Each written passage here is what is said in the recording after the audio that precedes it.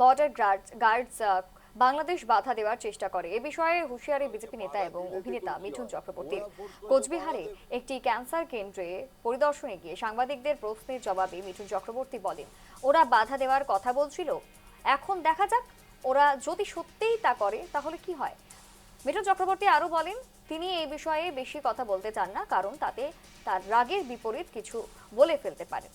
তিনি জোর করে কার্যত বলেন তিনি কাজ বন্ধ করে দেওয়ার হুমকি দিয়েছেন, তাই এখন শুধু আমাদের সময়ের অপেক্ষা এবং দেখতে হবে ঠিক এর পরিণতি কি হয়।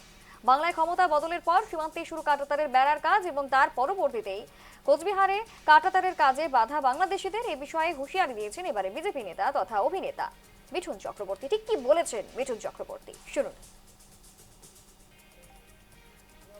ওরা ফোর্স করেছে বাধা দেবে। দেখ, আমি কিছু বলতে চাই না এইসব ব্যাপারে, একটুখানি বেশি রেখে গেলে উল্টো একটা কথা বেরিয়ে যাবে।